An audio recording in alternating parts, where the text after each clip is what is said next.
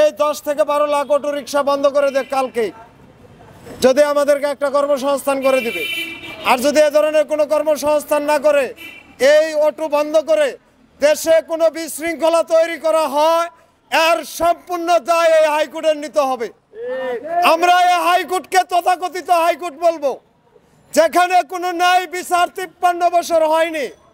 এই বিচারের ফাঁদে পড়ে এই দেশ 4 বার রক্তাক্ত হয়েছে শুধু এই হাইকোর্টের এই ধরনের বিচারের কারণে। এই যে 10 লাখ মানুষ আমরা অটো চালায় খাই, আমাদের ফ্যামিলি আছে না ভাই? এ দেশবাসী, আমাদের খেটে খাওয়ার অধিকার নাই? আপনারা কেন বলছেন না আমাদের খেটে খাওয়ার অধিকার কোথায়?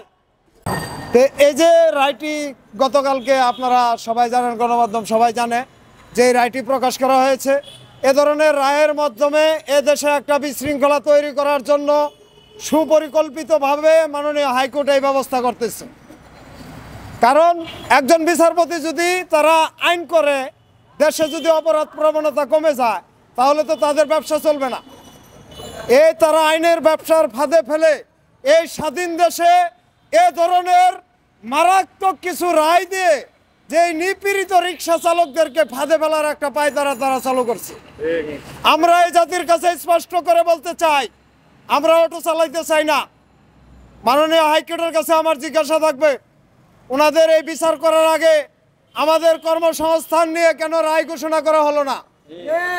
আমি একটা কথা বলায় অনেক মানুষ আলেম ওলামাদের নিয়ে একটা কথা বলছিলাম, এজন্য তারা আমাকে বিভিন্ন কমেন্ট করছে, সেখানে বলছে যে দেশে খেলাফত প্রতিষ্ঠা হয় নাই।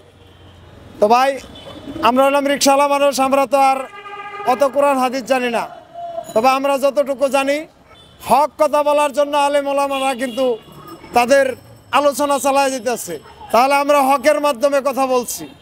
আপনারা আলেম ওলামারা, আপনারা সমাজের নেতা, আপনারা সমাজের ভালো মন্দর উপরে মানুষকে পরামর্শ দেন।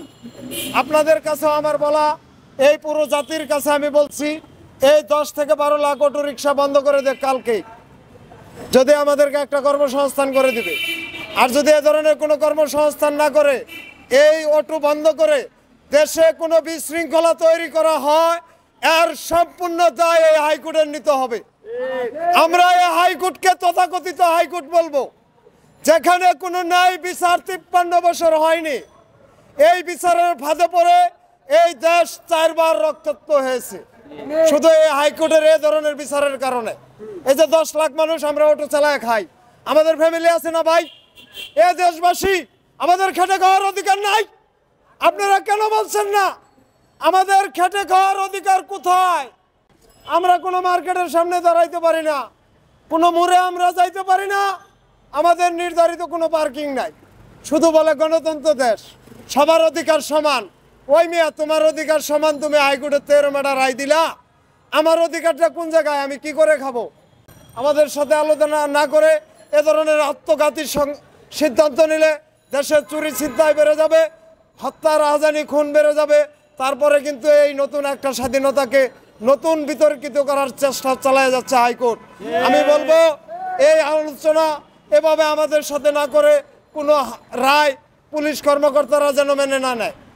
আমি পুলিশ কমিশনার মইনুল হাসানকে বললাম যে স্যার, দেশের যানজটের যে সমস্যা, আমাদের সাথে আলোচনা করেন, যানজট কমে যাবে।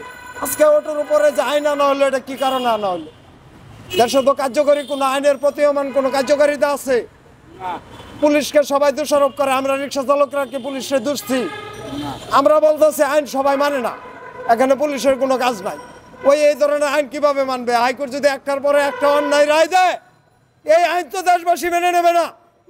আজকে হাইকোর্টের এই আইনের বিরোধিতা করলে হয়তো দেশবাসী বলবে রিক্সা চালক বিদ্রোহ করছে।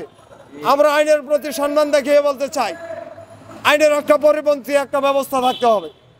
যে 10 লাখ মানুষ, এদের কর্ম বন্ধ করে দিবেন, কালকে 5 লাখ মানুষের একটা কর্মসংস্থান তৈরি করার কোনো রায় আপনারা দিয়েছেন? এ ধরনের রায় হাইকোর্টে কিভাবে দিলেন?